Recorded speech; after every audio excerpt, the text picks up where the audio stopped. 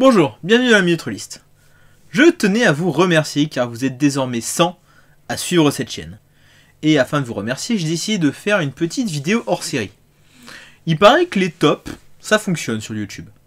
Il paraît que les flops aussi. Du coup, je vous propose une vidéo top, flop et quelques mentions honorables d'écran de jeu de rôle. C'est parti! C'est la Minute List. Avant de commencer, comment ai-je sélectionné ces écrans? Pourquoi top? Pourquoi flop? Ça peut être pour tout un tas de raisons. Mais on va principalement ici se concentrer sur un aspect esthétique, à savoir l'illustration.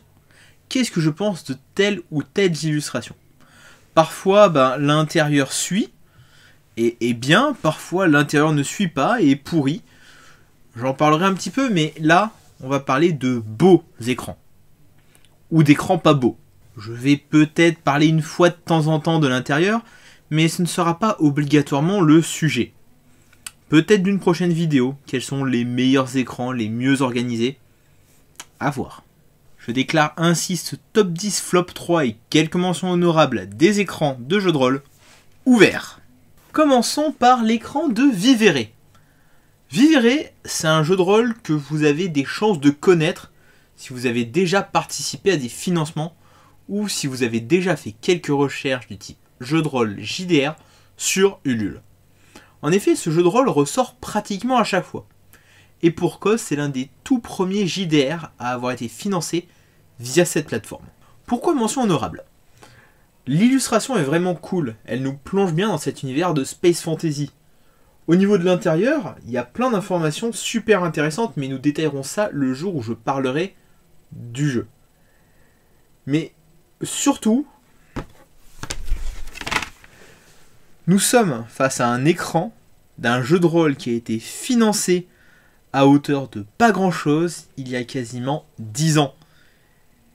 Et une production amateur qui fournit un écran 4 volets, semi-rigide, mais on est quand même face à un carton plutôt épais par rapport à ce qu'on trouve régulièrement dans les productions amateurs et celles sur lesquelles je gueule à chaque fois. Là on a vraiment un bel écran, autant en termes d'illustration qu'en termes de produit, qu'en termes de contenu. Du coup, mention honorable. L'écran de Mystère et Pain d'épices. 3 volets, il est petit, il est souple, il se glisse dans le bouquin, et il contient toutes les informations pour pouvoir jouer et maîtriser. Limite, vous avez ça suffit, même pas besoin du bouquin. L'illustration est très jolie, très dans l'ambiance, et c'est ça qu'on attend d'un écran. Sachant que le jeu coûte pas super cher, et l'écran est fourni de base avec. Et ça, c'est vraiment cool. Du coup, mention honorable. L'écran modulaire de l'Appel de Cthulhu.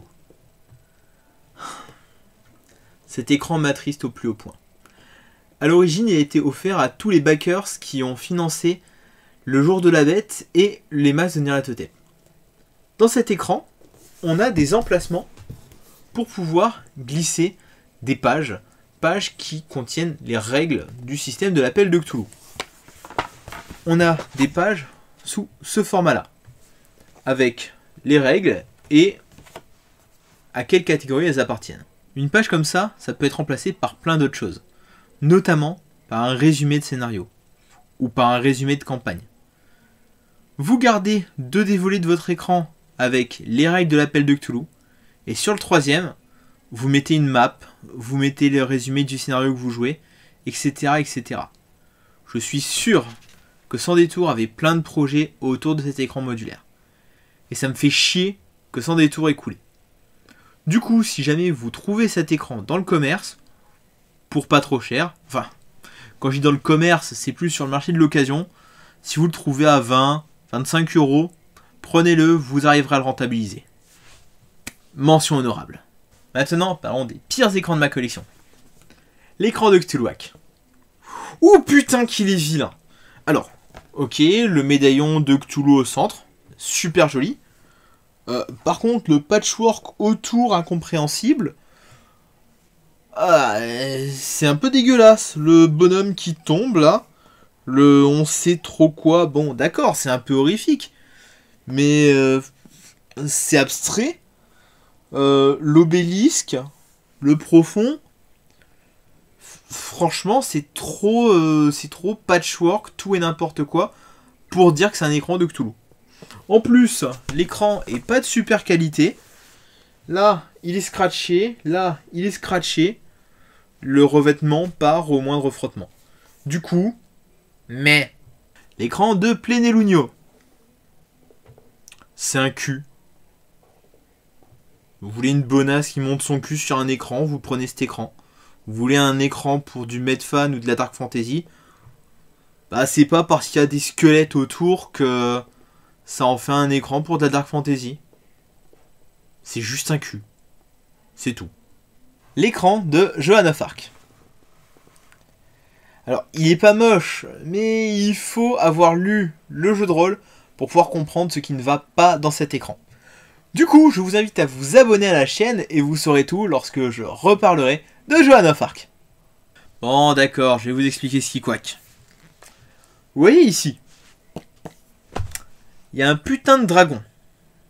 Sur l'écran, on a des chevaliers qui sont en train de taper un putain de dragon. Le jeu propose un système de gestion de fantastique. C'est-à-dire qu'on peut jouer avec un niveau de fantastique à 0, ce qui constitue le monde réel de la réalité véritable sans aucune magie. On peut jouer au niveau 1, au niveau 2 ou au niveau 3. Le niveau 3 étant l'apparition des 4 cavaliers de l'Apocalypse, des archanges, etc., etc. Moi, quand on me dit Jeanne d'Arc, je pense guerre de 100 ans, je pense prise de château, et au final, je pense à quelque chose de réaliste. Alors pourquoi mettre sur l'écran un putain de dragon? Vous voulez vendre un jeu de rôle réaliste qui se passe pendant la guerre de 100 ans, mettez pas un dragon sur votre écran. Vous mettez une prise de château fort, vous mettez une bataille rangée, il n'y a aucun problème, mais pas de putain de dragon.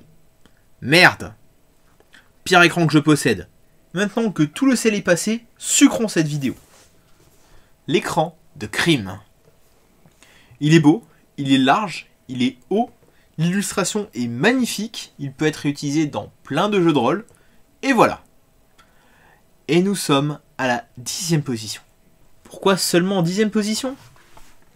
Parce que ça. L'écran est épais mais ne se ferme pas.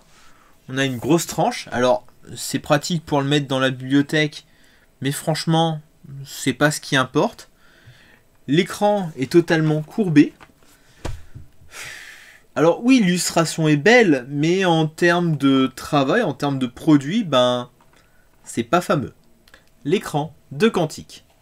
Alors, on n'est pas face à un écran qui est particulièrement travaillé. On n'a pas un magnifique paysage, nous avons juste des personnages, des illustrations de personnages. Pourquoi est-il en 9e position? Ben, quand vous voulez présenter un jeu de rôle, c'est bien d'avoir des supports visuels pour dire que ah ben tel personnage, il appartient à telle race, il ressemble à ça, et après vous prenez votre bouquin, vous le retournez pour montrer une illustration un peu dégueulasse. Là, vous pouvez à tout moment montrer à vos joueurs, voilà à quoi ressemble telle ou telle race. C'est un petit peu dommage qu'il n'y ait pas un joli fond, j'aurais préféré, mais il a cet aspect pratique quand même. Que je sois envoyé dans le Yomi si je ne présente pas un écran d'Olivier Aka Sanfilippo. On est seulement à la 8e place pour les défauts que j'ai présentés dans ma vidéo sur l'Empire des Cerisiers. Il aurait pu être encore plus haut. Ouais, je vais dire ça encore quelques fois. Mais bon, est-ce le seul écran d'Olivier Aka Sanfilippo qui vaut le coup d'être dans ce top 10? Je ne crois pas. L'écran de Cthulhu V7 version Edge. Cet écran réunit tout ce qu'on peut trouver dans un scénario de l'appel de Cthulhu. Une forêt, une montagne vraisemblablement avec un temple en haut, des voitures ambiance 1920, quelques petites tentacules ici. Franchement, je trouve que c'est le plus bel écran de l'appel de Cthulhu. Le plus bel écran générique quand même, parce qu'il y a quelques écrans qui ont un petit peu plus de gueule, mais ce sont des écrans qui sont propres à des campagnes en particulier, donc je n'en parlerai pas. Des gobelins, des dragons, des îles, des beholders, des châteaux, des explosions, un putain de zeppelin. Voilà ce que vous pourrez trouver dans Gobelins qui s'en dédie. Et voilà ce que vous pouvez trouver aussi sur son écran.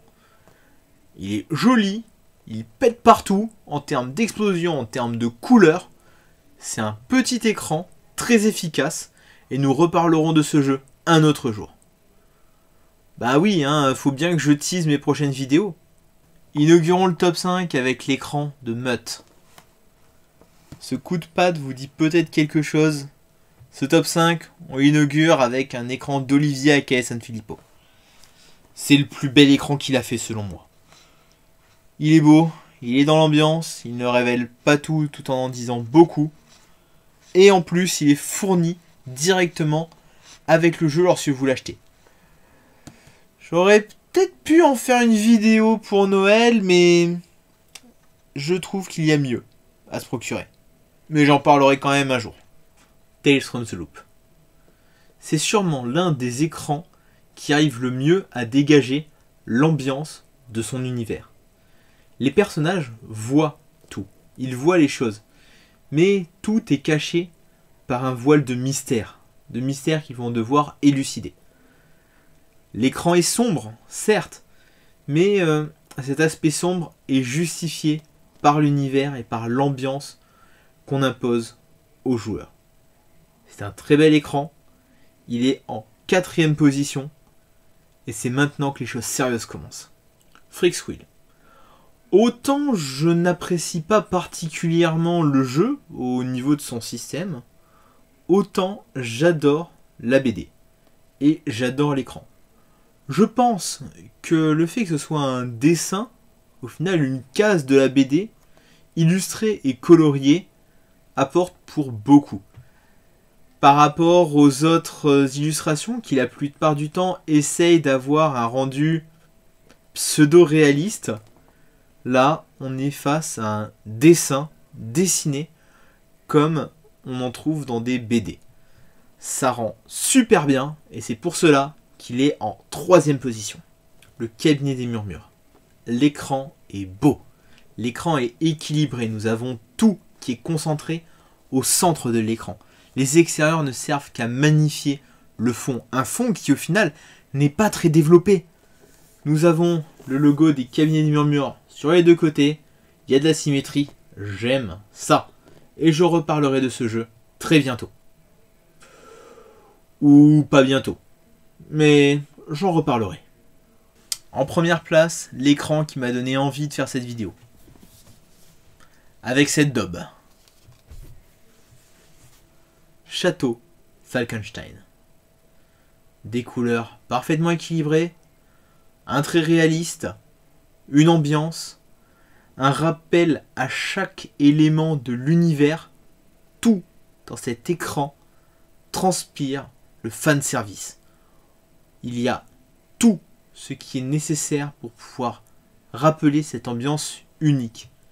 Château Falkenstein, j'en ai déjà parlé, j'en reparlerai, et cet écran est et restera sûrement le plus bel écran de ma collection. J'espère que cette petite vidéo vous aura plu, une vidéo un petit peu différente de d'habitude. En effet, si vous me découvrez via cette vidéo, habituellement je fais plutôt de la présentation de jeux de rôle. Donc je vous invite à vous abonner à cette chaîne si cela vous intéresse bien entendu. J'ai teasé beaucoup de vidéos mais je n'ai pas donné de date.